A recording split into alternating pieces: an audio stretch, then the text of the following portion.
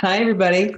Hey, honey. Hi. Hi. How are you? It's just us tonight. It is. I'm so excited. I'm excited. I mean, not that I haven't, I love having guests on, but I also like sometimes when it's just me and you. Me too. Welcome to our podcast, How to Be Queer. How to Be Queer. My name is Alex. My pronouns are they, them. And I'm Kim. My pronouns are she, her. Welcome back. Welcome back. It's been a couple weeks. We were having some fun. We took a vacation.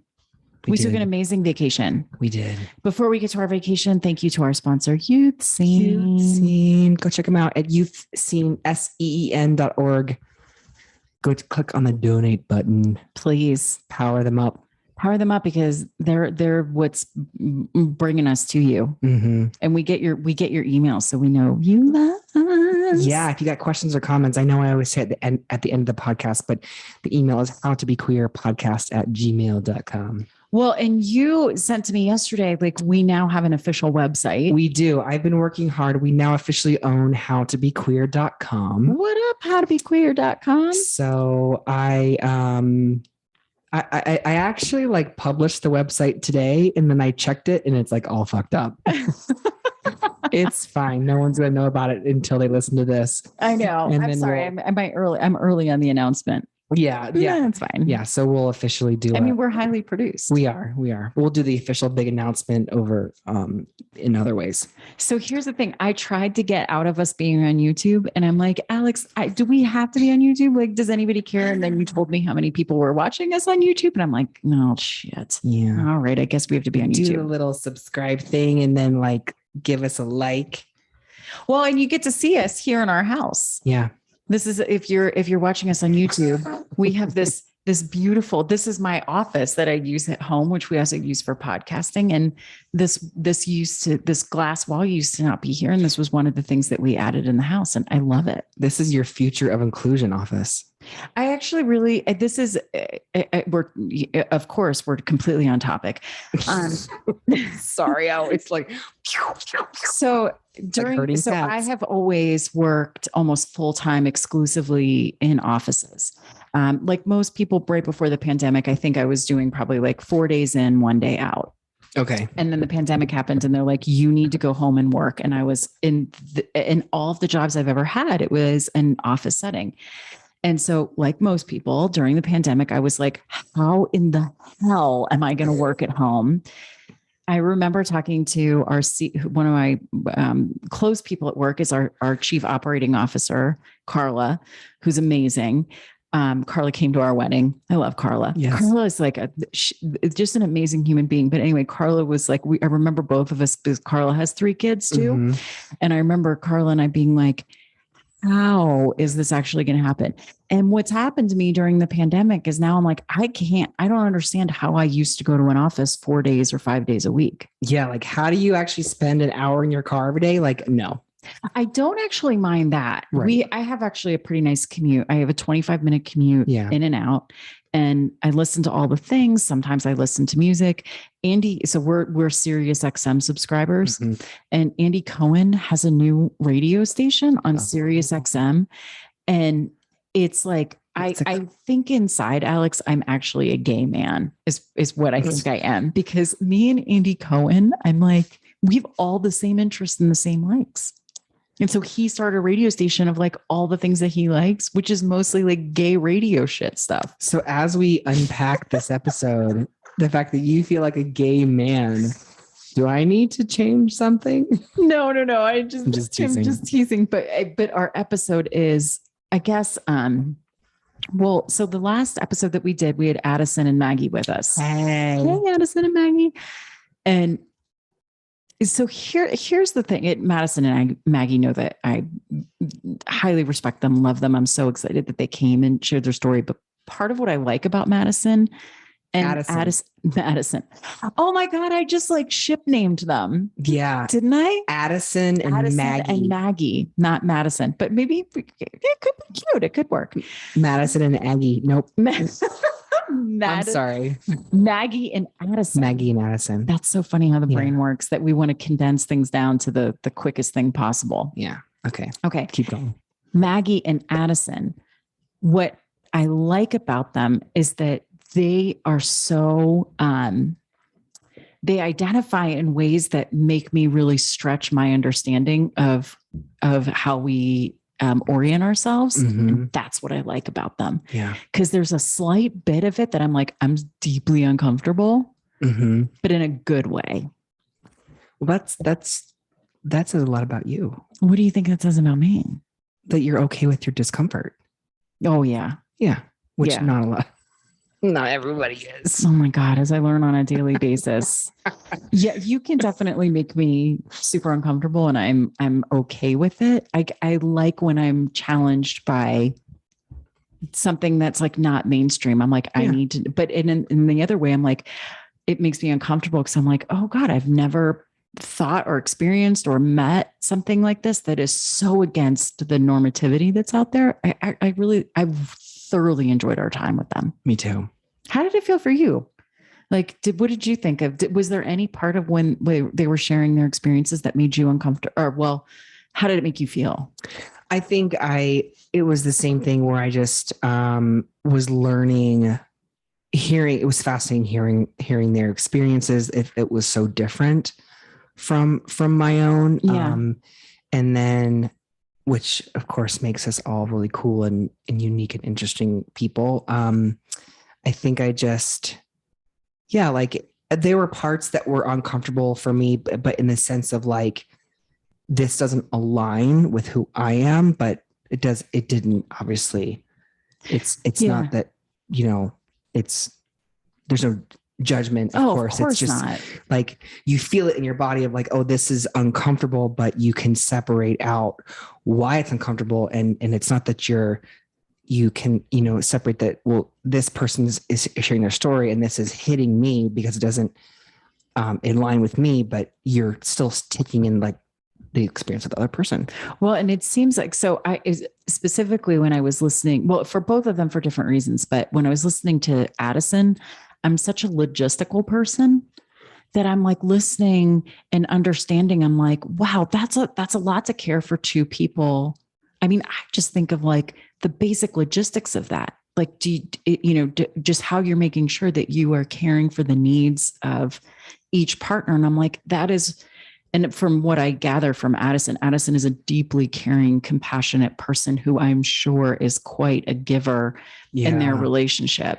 Yeah. And so I was kind of listening and thinking, that's a lot on your plate. But then I realized, like, for her, this must just feel right. And so more power to you. Yeah. I mean, in that vault that she was so willing to share the story in the journey of like getting to where she is now, because it wasn't always, as we both have experienced, it's not always as quote unquote easy or comfortable as it when you first begin navigating something new about yourself. Well, and one of the things I took from Addison, and I took this from, if anybody's on TikTok and they also are obsessed with Therapy Jeff. Oh, I'm obsessed with Therapy Jeff. Yeah. Therapy Jeff, do you want to be on our podcast? I freaking love Therapy Jeff. But he did a 3-minute thing about if you're in a couple and you are looking to invite another person into your relationship, what does this look like? What are the different like rules of engagement from a therapist perspective? Interesting. Yeah, it was fascinating. But one of the things like I definitely took from talking with Addison is that the strength of the relationships that she has to be able to have this level of openness, of trust, of communication. I'm like, we could all be probably taking lessons from this, what I guess some people would consider non-conventional, and probably want to put into some bucket of like, I don't know, like they want to demoralize it in some way because it's not monogamy. Right. And so thinking that somehow monogamy is the desirable or the supremacist or elitist point of view. And like, quite frankly, like the level that her and her partners or they and their partners are having to engage with each other. I have a feeling a lot of monogamous relationships could probably take a page out of what it looks like to communicate on that level and have that level of trust. Yes. Yeah. That's what, like, one of the things that I really took away from listening to their story. Yeah. Yeah. I was connecting it to like all the messages we've gotten about through religion, but that's a whole other topic. But yeah, it is very interesting. And then with Maggie, just the vulnerability of her sharing and where she is. And there's a part of me that, it's not about me, but then we end up as humans being like, oh, it's all, you internalize it. And there's a lot of things that Maggie said that I'm like, I totally get where she is. And just, yeah, I've really loved having them on. And listeners, I hope you did too. I did. Yes.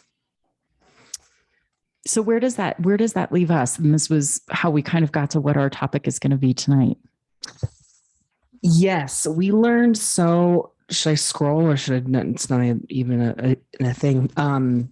Learning about, because we acknowledge that we tend to talk about what we know about. Yeah. In terms of identities, non-binary and transgender and lesbian and just queerness. Yeah. Queerness. But there's so many layers to queerness and queerness as a whole. I think we're trying to do this in this podcast of like, we don't know all of the layers of queerness, but I'm fascinated with it's queerness, but it's also just humanness. Yeah. And uncovering all those things. So there's a list on healthline.com of so far 47 terms that describe sexual attraction, behavior, and orientation. Yeah. So when I came across this, I was like, there 47 different ways to talk or understand sexual and romantic behavioral preferences over time. We should just like pick several of them and go through. Yeah. And I guess the reason I was interested in talking about this is that, like you just said, like we tend to talk about what we know. Yeah. But what's fascinating to me is what I know was given to me with this limited language of what people talked about at the time. So it was like, well, you're gay or you're straight, you're a lesbian or you're not. And then over time, like you've gotten language, I've gotten language.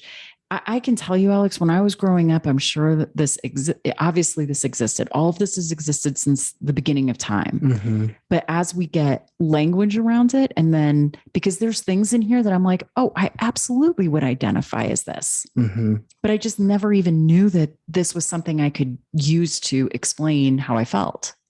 Yeah. Yeah. Yeah. I even unpacked a little bit with my therapist today about non-binary. Like I know I'm non-binary, but there's always ever evolving layers that just, as all of us, there's things we're always learning about ourselves. What was one of the things you learned about yourself and being non-binary? Well, they said something very powerful for me that there are no neutral spaces. So like everything from and for me, how difficult it is. I have, let me just pause. I have so much joy in knowing that I am non-binary and transgender, but I also, and we talked about this one night at a dinner party at a friend's house where, if you go to sleep and then you wake up in the morning and you're at zero, like you recharge yourself and you're back down at zero in terms of like getting to leave your house, of like the level of body safety and awareness that you have. Like I wake up and leave the house at 20. Okay. So like going to the store, and we were laughing in my session because they were like, right, even going to the grocery store, that's a whole level of energy, because, it's ma'am or sir, like everywhere you turn is just. Okay. So anyway, it's interesting because I think that for me, there's a certain level of energy of having to leave the house and just like talk to people. there's that. Kinds, yeah. There's like, because I can't stand small talk. Yeah. And I struggle with it. But for you, what you're saying is like when you walk out of the house, to just even get out of the house, there's like 20 things that you've thought of. Yeah. Cause I get stared at from across a room, or, if I'm not cis passing enough on one end or the other, I literally will get, and sometimes it's very benign. It's just like, oh, but eyes will follow me around the room. And I'm like, and that's energy. It is. It is energy exchange. I am now having to tune in or try to tune out that someone is drawing energy from me, or because they're trying to figure me out. Yeah. I mean, this is interesting because I think before you and I were a couple, I basically just like walked around and nobody looked at me, right? Like I just had this cloak of invisibility. And especially as a woman who's getting older, you really, like I felt it once I had kids. I'm like, wow, I'm really invisible now that I had kids. And then as you get older, like nobody looks at you. I have the invisible woman syndrome. And when you and I became a couple and I'm like, why is everyone staring at us? And we were in Breckenridge. We went away like a couple weekends together. It was just the two of us. It was lovely. It was lovely. I enjoyed that weekend. It was delightful. But you remember we were walking down the street and there was this family and the mom and the dad. It was like open mouth staring, couldn't stop staring. And I think I had just enough like. Oh, and the mom like rubbernecked. Yeah. I'm like, what do you call it when you're driving? Is it rubbernecking? And they just or like when there's like a rubbernecking delay because there's like an accident on is that what it's called? Yeah. I can't remember. It's been a while since I said it. Yeah. But in the past years that we've been together, I definitely and I've joked around. I'm like, oh, when you and I go out together, people know I'm gay and people like stare and I'm like, I get to be my own little pride parade. But for you, you're like, I don't really need to be a pride parade today. Like, I'm good. Well, I put on like rainbows because I'm proud of who I am. And it's like, well, I don't need to tell anyone that I'm gay because I don't. Yeah. Yeah. I mean, I think most people like they do. I mean, number one, you're extraordinary because you're so attractive and beautiful, and I can drool over you a little more if you'd like, but I can also shut up. But you are a very physically striking person. And so there's that. But then there's this element of people, I definitely see them looking at you like, huh. Yeah. Is this a man? Is this a woman? Is this a non-binary unicorn that I've heard of? Like you can see them, like you're saying, trying to figure out. But for you, you're saying like, I just want to go to the grocery store. Yeah. Okay. Yeah. And I mean, I don't know why I just thought about this, but like where you just get smeared with people, with the looks that people give you of like, that they're trying to figure something out. Like I've been at bars with, like gay men who look at me and I want to be like, dude, I don't have a penis. Yeah. Like I'm not a gay dude. Like, yeah, it's just like, but then like, it doesn't, I don't ever feel the need to, but maybe it's just my own self-defense or like line of like, I want you to know who I am when really ultimately like, it doesn't matter. Right. And yeah, but I guess there's probably times where it's when we talk about like, even with like microaggression, right? Mm-hmm. How like none of us know for you, was this the first time somebody looked at you today or the 50th time somebody looked at you today? Yeah. And so by the time you get to 49, it's like, what? Oh, I know. And I've been there before. Yeah. Yeah. So do you feel like I would say like, when somebody's staring at you and it's good intent versus somebody staring at you and it's like, that's not good. But because I think I've probably been in a position where I've seen somebody and I'm like, oh, okay, I want to make sure that I address this person in an appropriate way. And maybe I am looking a little bit too long. I don't know, but I'm good intentioned. Yeah, I think most, in this, I think it comes back to who we are as people. Like I believe in most people are well-intended, benevolent people who are just curious. And sometimes people are too scared to ask right. I think after, and we don't have to spend a ton of time, but I'm going to bring it up because it makes a point of, with my abusive ex-husband who does stare at me with an intent to threaten. Oh, I think we all know. Yeah. So that's obvious. Yeah. I know what that feels like. Mm-hmm. And I'm able to differentiate between when someone's like, oh, I'm so curious versus like, I want to like I'm going to try to control you and threaten right. you. I mean, to be truthful, like we definitely know, because your ex-husband has been banned from, I filed a police report that he wasn't able to come to our home because he was behaving and staring and trying to physically intimidate with his body in a way that it terrified the children that live here. Yeah. So he's no longer allowed on our property. He's no longer allowed on our property because you can tell when somebody is staring at you to invoke a certain type of feeling in you. Right. So I think just going through that experience, I'm like, oh, people are just like mostly harmless. Like they're just, curious. They're curious and we're all taught to, to think very binary. So they're just kind of like, is that, who are, so yeah, anyway. Yeah. So well-intentioned people like, yep, get it. Not so well-intentioned people. Yep, we get it. Yeah. I can't think of any other time in actually that I have felt, threatened by anybody else with, anyway. Yeah. So except that mom in Breckenridge. And I'm like, lady, your neck's gonna break. Oh yeah. I was like, yeah, girlfriend. So that was one time where I actually almost turned around and said, do you have a question? If you have a question, please ask. Don't stare at us. That may have been like number 49 right. that you were staring at that day. Right. Okay. Anyway. Okay. But getting back to moving on. And we're moving on. So we did, when we were talking to Addison and Maggie, one of the things that really struck me in our conversation is the amount of terminology to discuss not identity. So we're not talking about like how you feel in your body. Well, I guess we are talking about how you feel in your body, but not necessarily like if you're cisgender, non-binary, trans, mask. We're not talking about that. We're actually talking about how you feel in your body and what makes your body parts beep, beep, beep, beep, beep. And so I have to say, Alex, like when I looked at this article and I was like, well, maybe there's like 10 different words. Maybe there's like 15. And then I'm like, there's 47.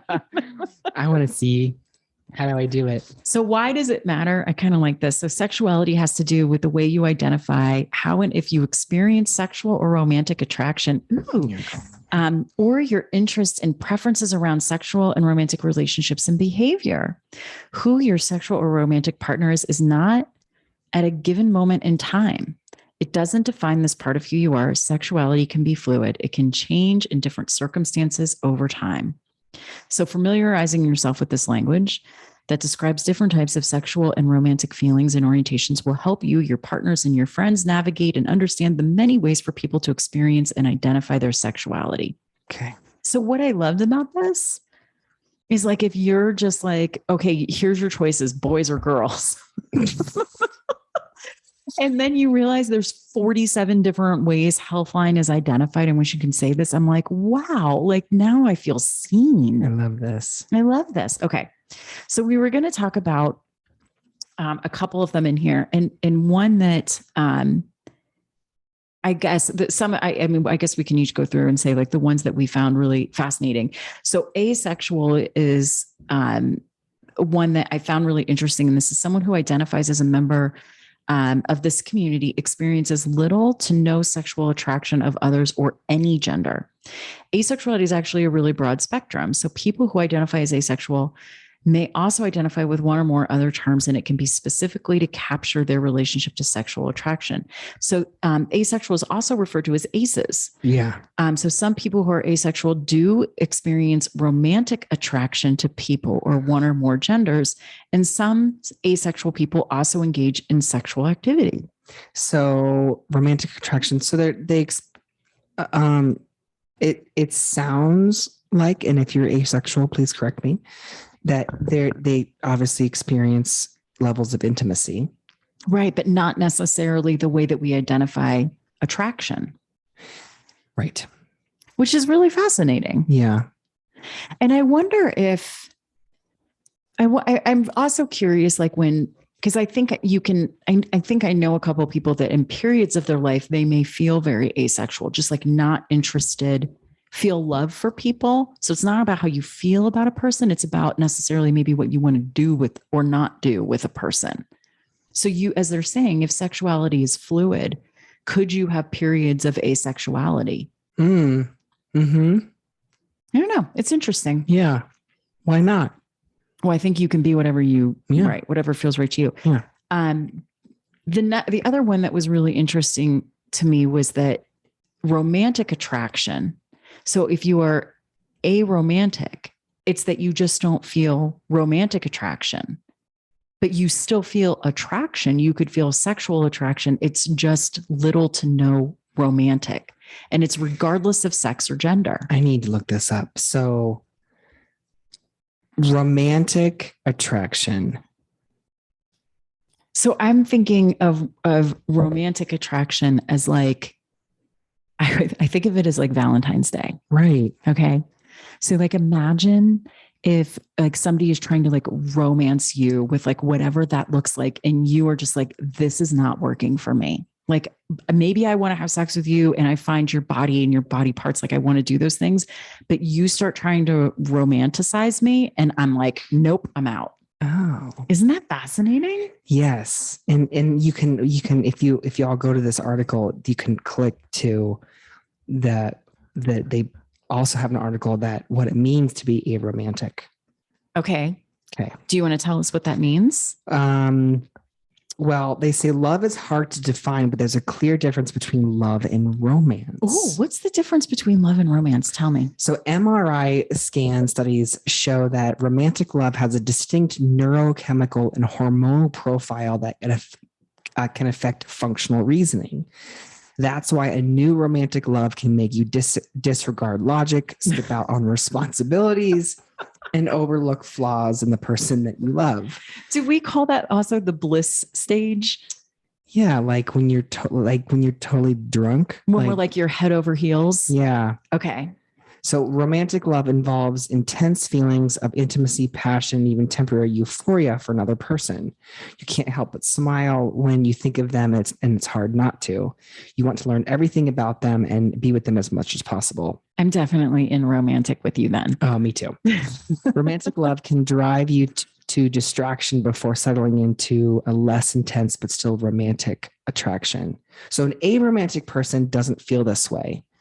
They probably never had those feelings in the beginning of a relationship or later, and they don't aspire to. Either they're fine with it. But that doesn't mean that they don't feel sexual attraction. Yeah, and it doesn't mean that they don't want to be with that person. They just don't go into the head over heels romantic phase of attraction.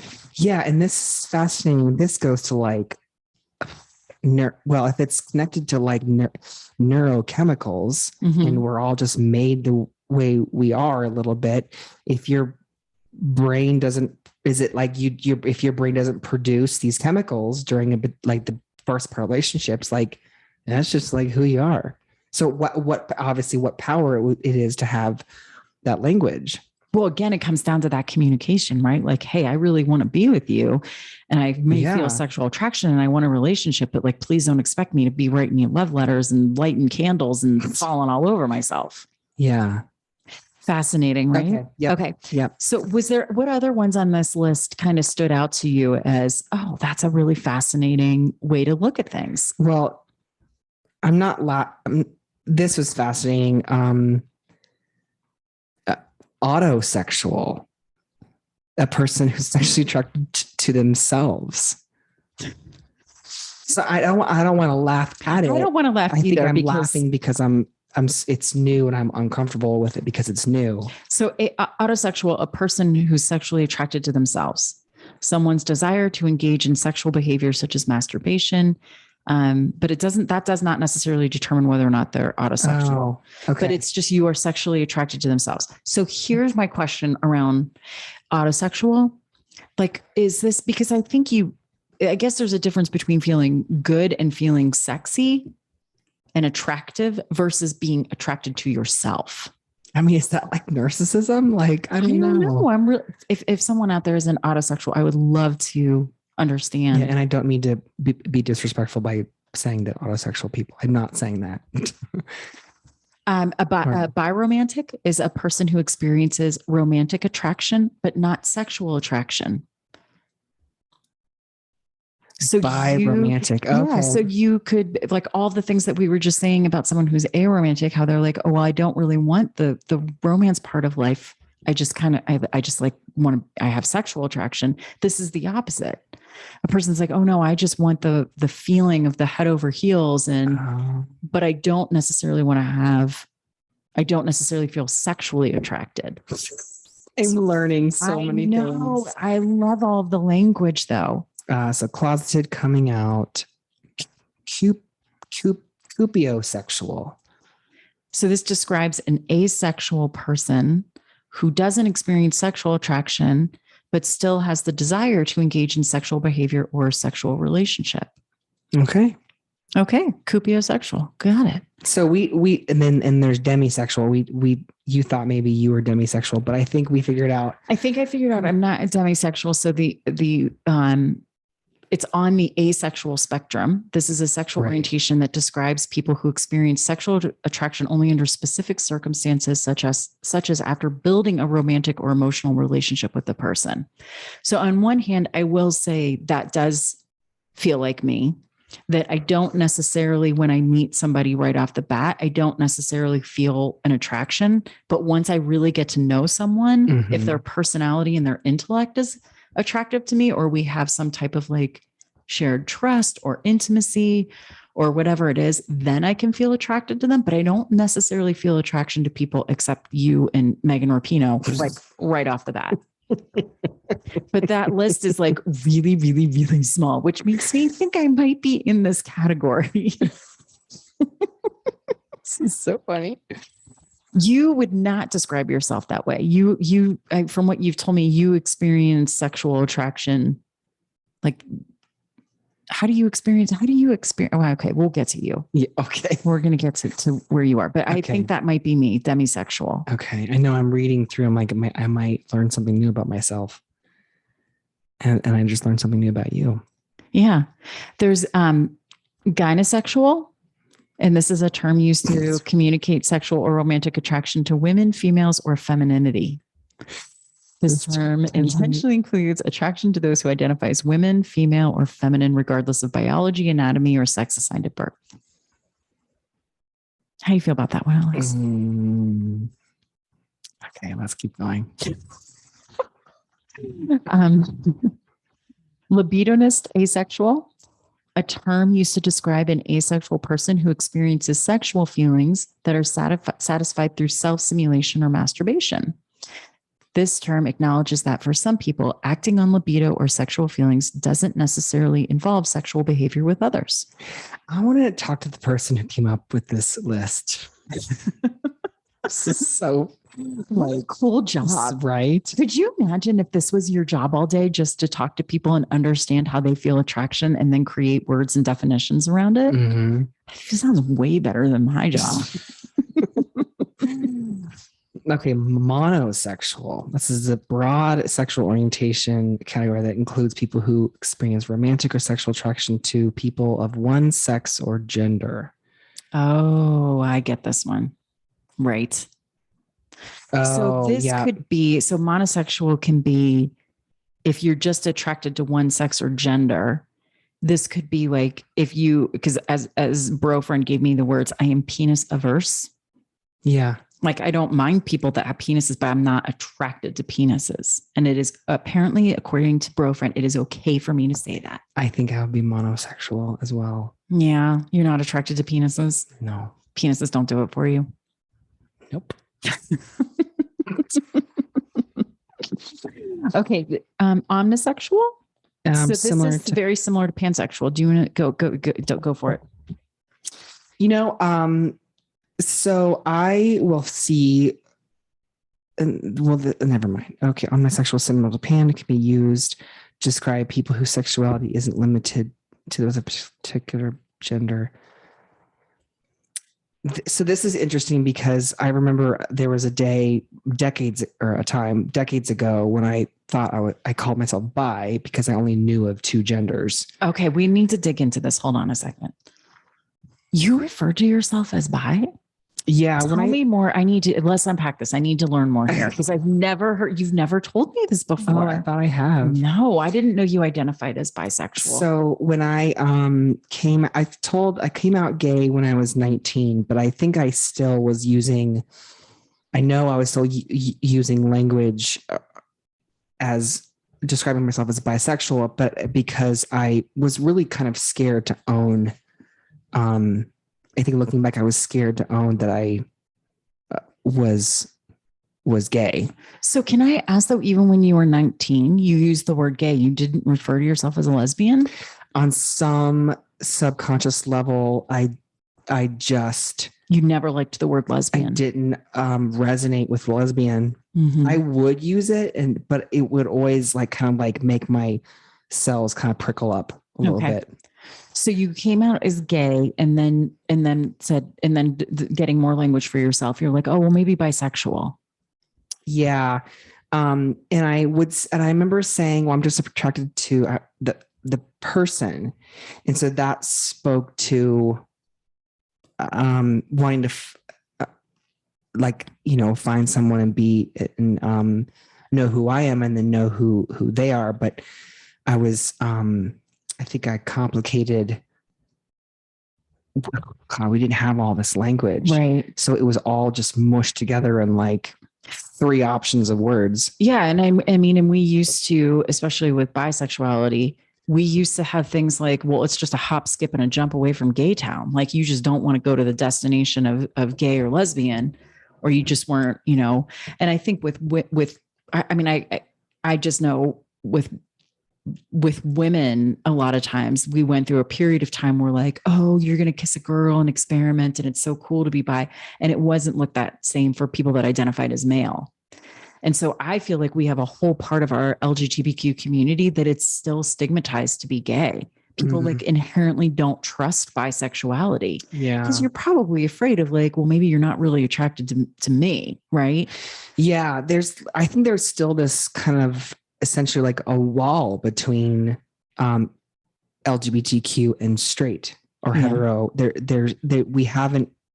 Most of us haven't been able to bring the two together. So I wonder if there's some kind of psychological, like you are betraying one side or the other. I'm also super fascinated to learn more of why we seem to accept bisexuality so much more in women than we do in men. Oh God, I have a couple ideas. I mean, that's a whole episode in itself. Yeah. But pansexual. So do you think if you were using gay or bisexual, but do you think if we would have had the language around omnisexual or pansexual, is that how you would identify? I think when I was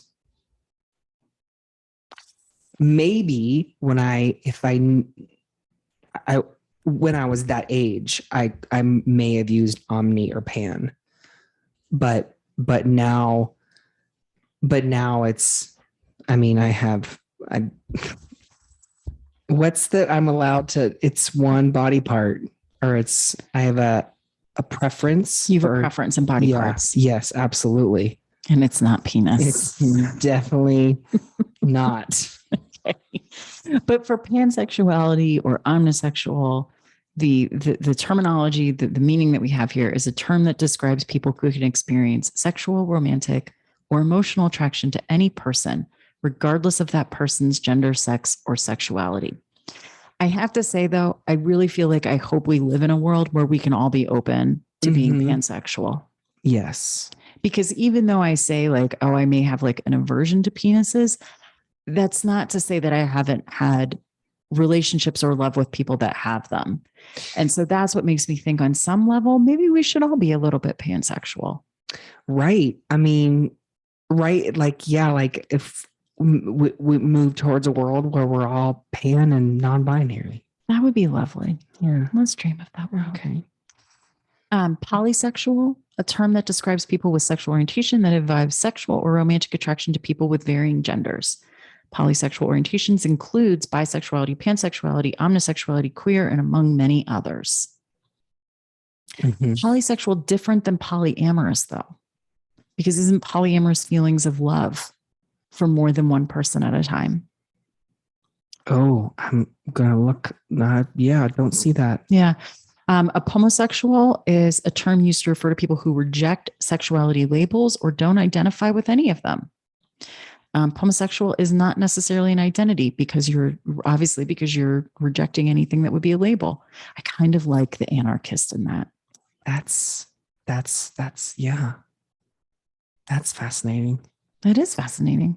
Okay, so then there's queer, there's questioning, romantic attraction, romantic orientation. Okay, so romantic. The difference between romantic attraction and romantic orientation. This is fascinating. Attraction is experience of having an emotional response that results in the desire for romantic, but not necessarily sexual relationship or interaction with another person or yourself or oneself. Some people experience romantic attraction, but don't experience sexual attraction. So this is like I've read about where, essentially I'm just going to say like straight men who sleep with men. Would that be who experience romantic attraction, but don't? No, never mind. I'm confusing. Never mind. Well, moving on. I'm going to apply that to something else. Okay. I read this to be like, you just don't necessarily like, you might love and feel attracted and enjoying the attention of romantic attraction, but that doesn't necessarily mean you want to engage in the act of sex. Yeah. Whatever sex means to you. I mean, this could be like your best. No, because romantic that's the different layer. So I'm thinking that this could be like, maybe you're 85 and you're like, sex just ain't high up on my list anymore to do this stuff with my body. And then I say that and I'm like, did you know that the amount of STDs in nursing homes is like off the charts? So I don't know if this is actually true that people that are 80 like that they would feel this. But that's kind of the way I feel it in my body. Like I may get to a point in my life where I'm like, I could go without the sex, but that doesn't mean that I don't want to feel the romantic or still don't feel the romantic attraction. I could just be like, I don't know, my hip hurts and like I got vaginal dryness, or I don't know, could we just like cuddle and watch Netflix together? I don't know. Could that be it? I don't know. I feel like I just said a panic through your body. It's a little terrifying right now for me. It's never going to happen. Okay. You are my Megan Rapinoe. Okay. And then romantic orientation is an aspect of oneself and identity that involves how you identify, the way you experience romantic desire, if you do, the genders or sexes of people you engage in romantic relationships with, if any, the genders or sexes of people you are romantically attracted to, if any. Okay. I'm going to go to sapiosexual because this is what I think. It is a word used to describe those who experience attraction based on intelligence rather than sex or gender. I don't know.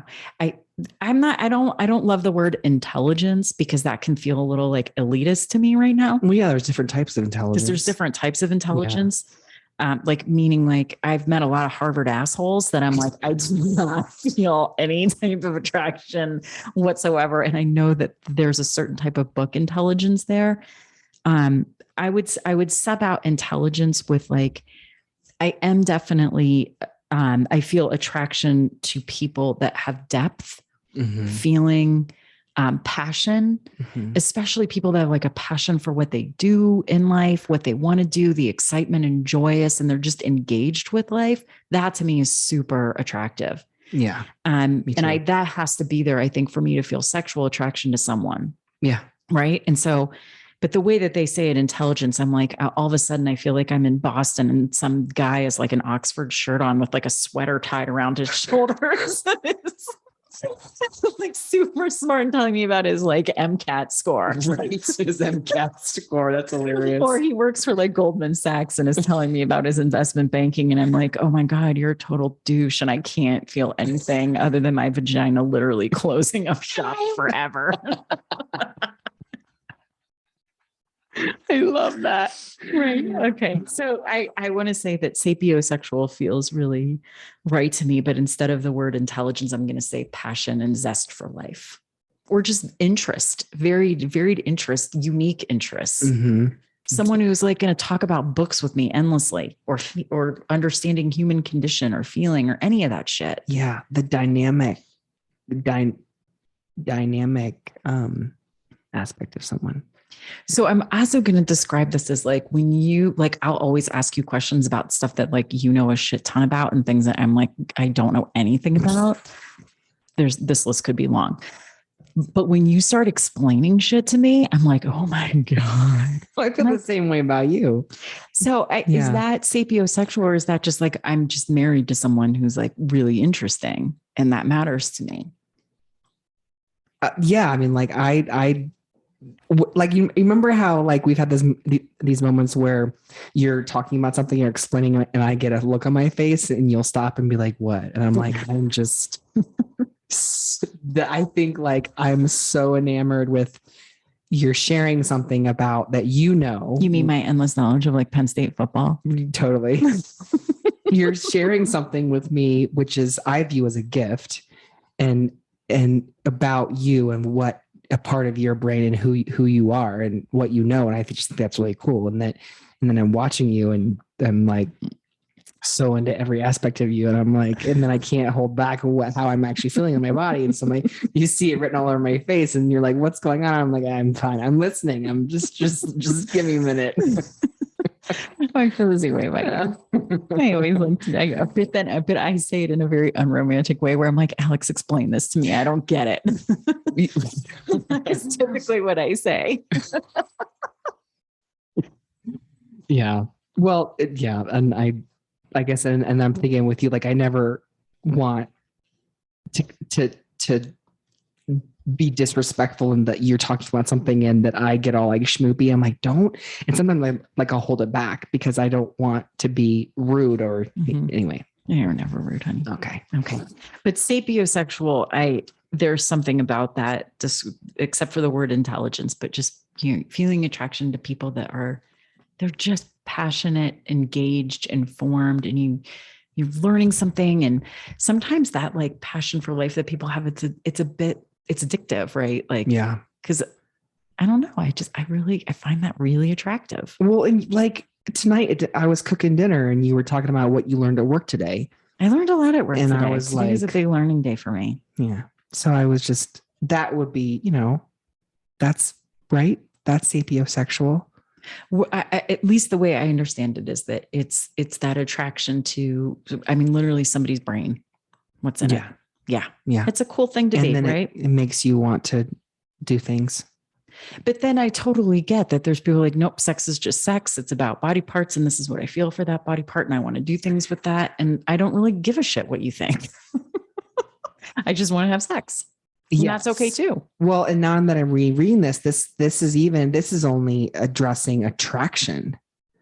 So there's attraction, there's romantic, and then there's sex. Yes. And so, but the attraction to somebody's, I'm using the word intellect because but I don't necessarily mean, you know, like book smarts, right? Oh, right. I'm meaning like what's inside somebody's brain. That's what flares my sexual desire. Yeah. That, and definitely like just the way a person looks, the way they feel, the way they smell. Yeah.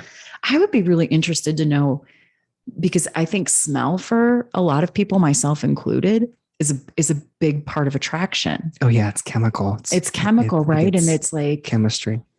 You know, I can think of like, I know all the different smells that you have and all the different scents, and I can smell them. And I'm like, oh yes, what is the part of your brain that triggers? Do you remember? Your amygdala? Not your amygdala. Well, it's your olfactory senses. Yeah. And and they're the most closely tied to memory, aren't they? Yeah. That's so fascinating. I literally walk in our closet and we'll smell your lotion bottle. Mm-hmm. And I love the lotion that you use now, which I'm making new memories with that one. But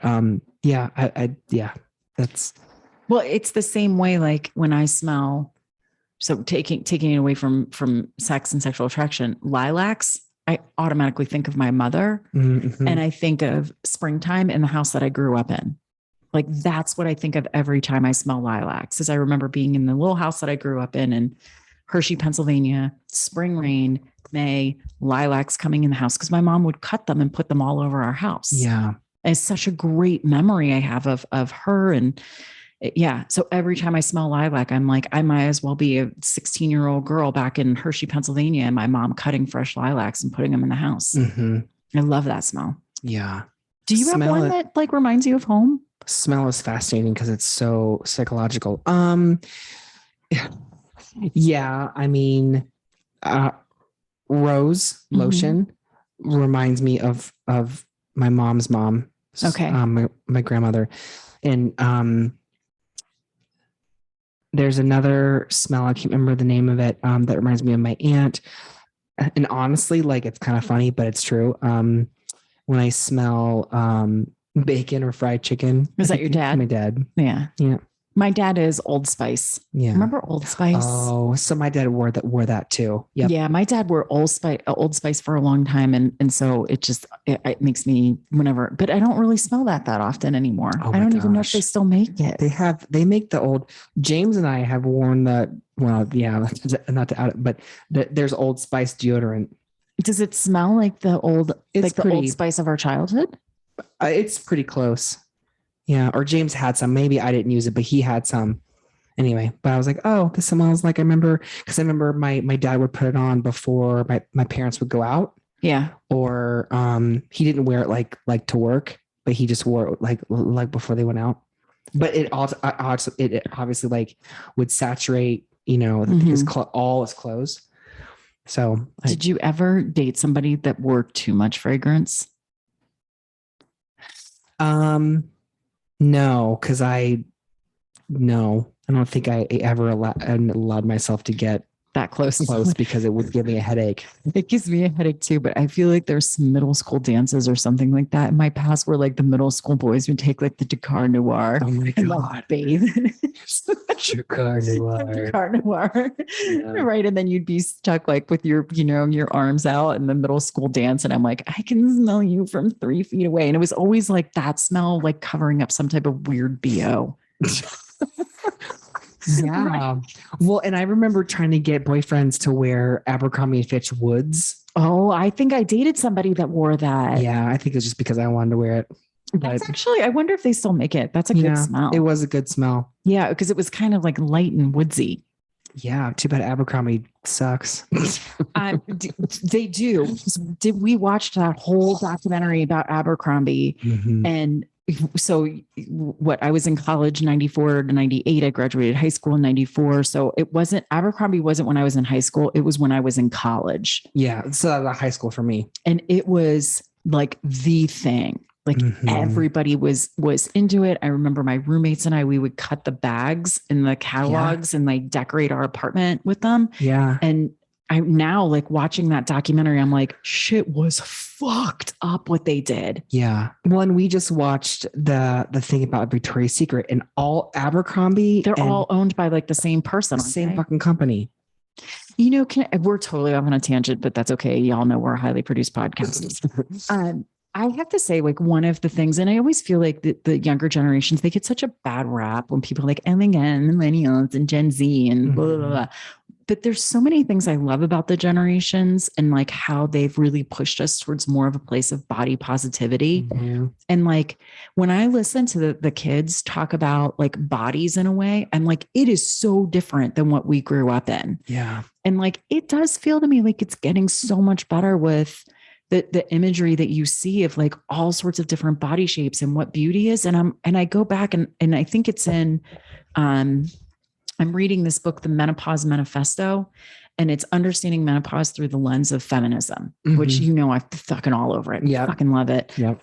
And one of the things they talk about is that for people that grew up in the 1980s and women or people who identified as women who grew up in the 1980s, that is what they think is the worst time possible with body positivity, that it was unbelievable what was done to us as people who identified as female in the 80s. And I like really started to think about that. And I'm like, why was it so much worse? And I'm like, oh my God, we had everything from like Jane Fonda to even Richard Simmons and like sweating to the oldies. Yeah. The diet craze of like the no fat and the fat free. And then the magazines that we would get, you never saw a body that wasn't like 5'10" and tiny. Yeah. I remember getting like 17 magazine or YM, and you could see like knee bones and ribs on girls. And like, and I tried to look like that. Yeah. I mean, I think we all did. We all did, because and we all kind of, a lot of us failed. I mean, I still remember, I always tell people, like, when we talk about implicit bias training and like different biases that we have, and I'm like, I have such a bias against the name Heather. And I know why, because my torturer in middle school and high school was a girl named Heather. And she told me, because my thighs touched at the top when I was standing, that I was fat. And I'm like, well, how do you stand without like your thighs touching at the top? And I can still remember that feeling of like shame around my, my body and the way that I looked. And her thighs, of course, didn't touch because she was like 5'10" and 100 pounds and was like a model or teen model or whatever. She was also a fucking asshole.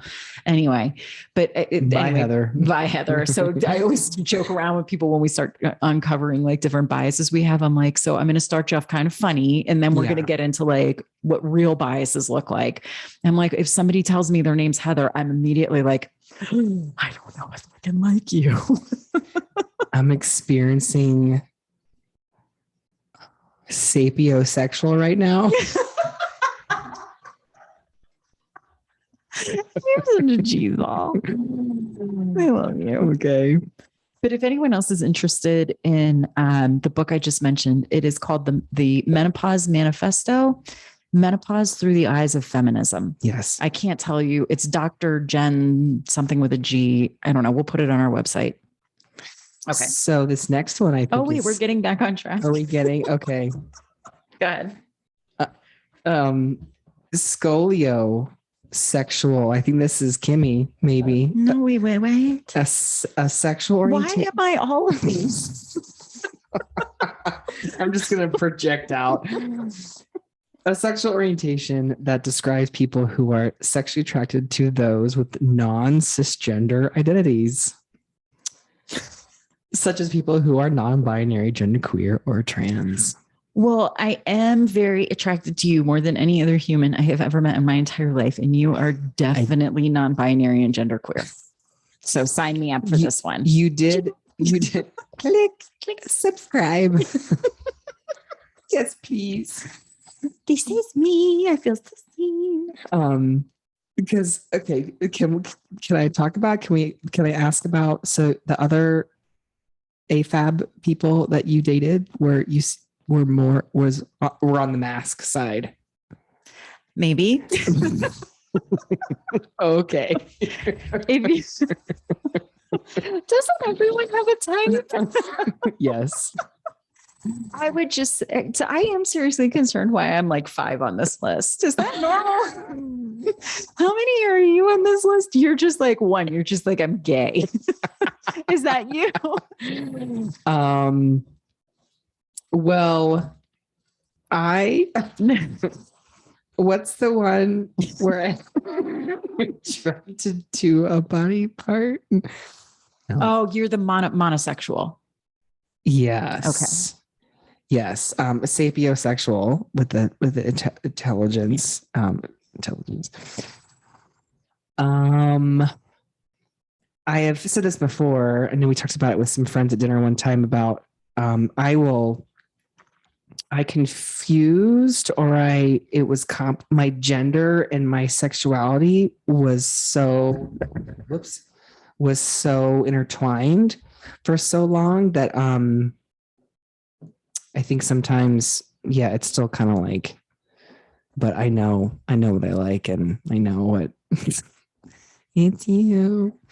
Scoliosexual. If there was like a scolio attraction, like I really love seeing other non-binary and knowing other non-binary people. Maybe I don't know if that's really like an identity. But are you attracted to other non-binary people?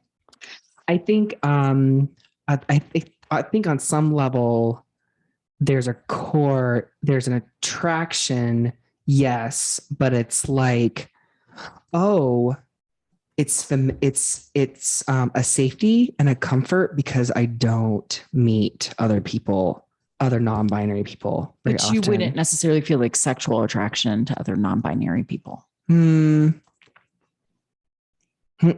mean, if you were non-binary, but you're not, like, because again, non-binary is not an expression; it's an identity. Right. Yeah. Well, yeah. So, like, I can look the way that I look and be non-binary. Yeah. So, I guess what I mean is, are you attracted to more masculine presenting people? No. You're not. You like more feminine presenting people. Yeah. Thank you for wording it like that. Cause I was like, yeah, no. Yeah. I mean, in terms of like the sexual and romantic, yeah, like I'm more attracted. Yeah. But if it was a non-binary feminine presenting person, maybe that would be like your ideal, because the non-binary person would really understand on a deeper level. Well, I guess when it comes down to the identity part, it doesn't really, I guess it wouldn't matter. I just, cause I would love the person for, for who they are. Cause I mean, you could 10 years from now be like, I'm non-binary and you're still you. Well, I think what I find it super interesting about identity versus sexual orientation or attraction or anything, the older I get, the more I realize how much identifying in either gender is basically bullshit and a construct. Right. Like there's nothing about me identifying as female or woman that I'm like, what is that? And what does that even mean to my body? Mm-hmm.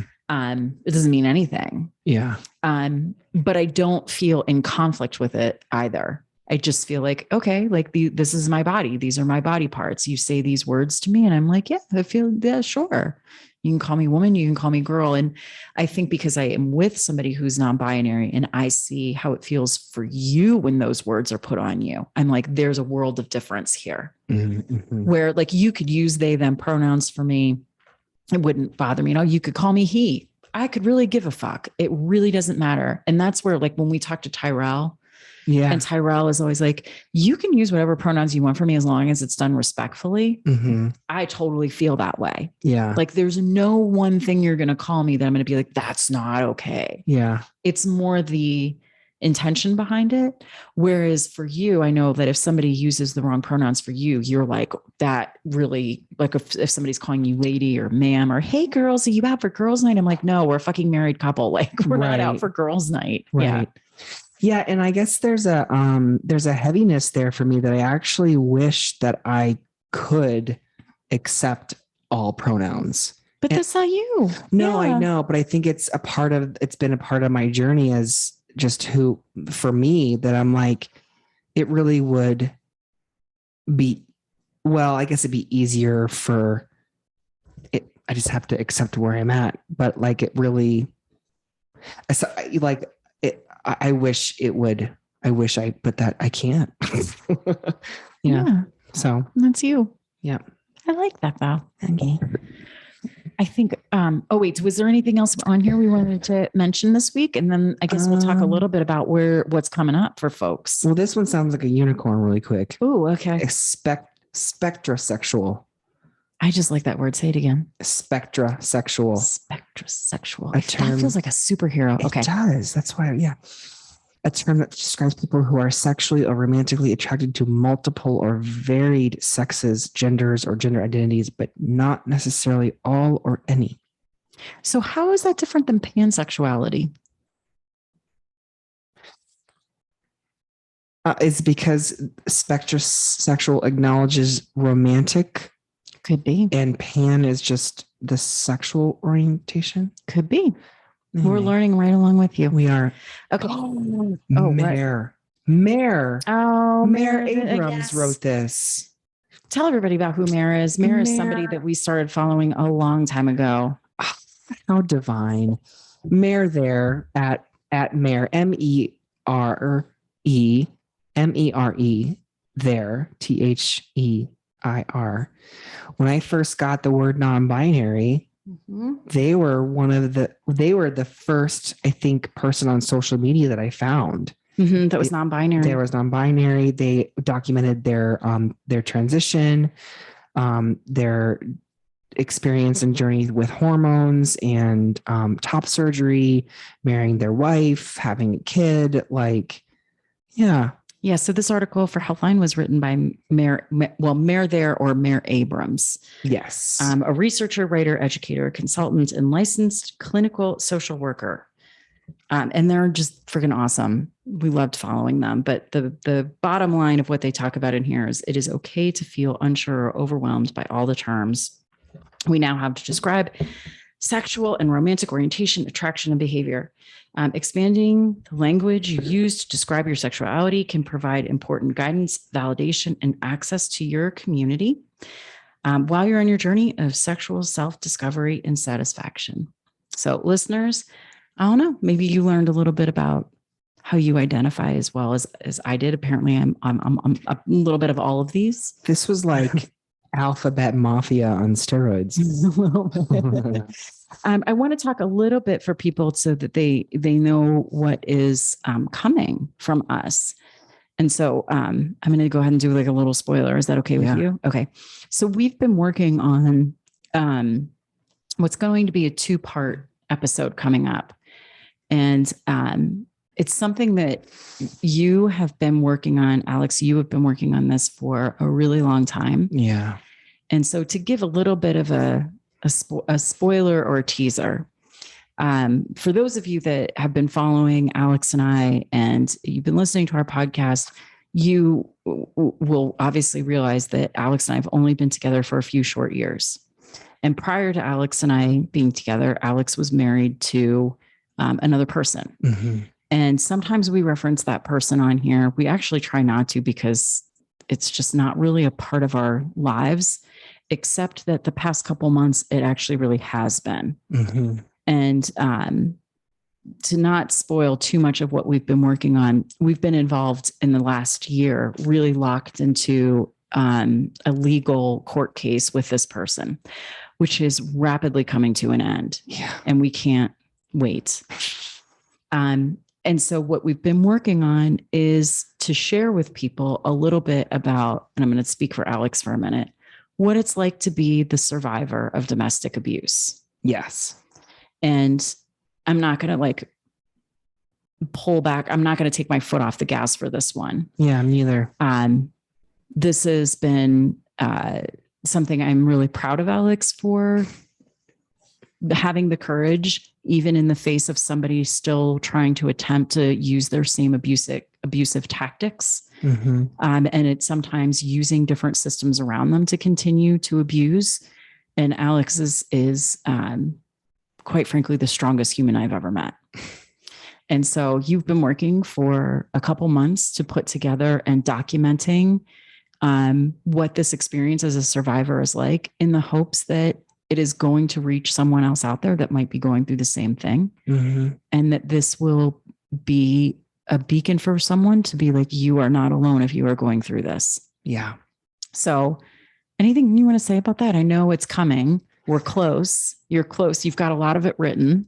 Yeah. I guess I know sometimes I can kind of spill out and spill over. So I think just thank you for saying what you just said and tune in, because I really hope that it helps somebody else. And you are a survivor. And I'm a survivor, and even thriving. Like I'm a thriver. Yeah, you are. Like I'm built to last. I'm built to I don't fight. One of the things, and I'll go into more detail later, I don't fight people, I fight systems. And I want, in beliefs and narratives that includes within myself, to create safer spaces. Yeah. So that is coming. I think over the next, I think you're going to get the first part of it within the next 2 weeks. And then you will get the final piece after, probably towards the end of August, at least once the kids are back in school and we have a little bit more time to finalize what it's going to look like. But just keep in mind, those are 2 very special episodes that are coming your way. And here's to all the survivors out there, to the people who are showing up and not going to be pushed into the shadows or to be dominated by an abusive system or person. Yep. We are here. Please send us your emails, send us your questions, send us what you need, send us what you want us to talk about, send us your whatever you got. We're here. Yep. We're here for it. I'll do the social media things. Just a reminder, our email is howtobequeerpodcast@gmail.com. You can find us on Instagram at Balls of Magic, Facebook at Balls of Magic. We both have TikTok pages that I don't tend to really mention, but you can follow us on TikTok if you're a TikToker. Alex the Human and Kim Salvaggio 101. Follow YouthSeen as well on Instagram and Facebook, and their website youthseen.org. I think that's it. Yeah. And the website, we'll do an official drop announcement in connection of that, to be determined. And in the meantime, we're here, we're queer. So are you. Everything's going to be okay. Thanks for tuning in. We love you, Balls of Magic.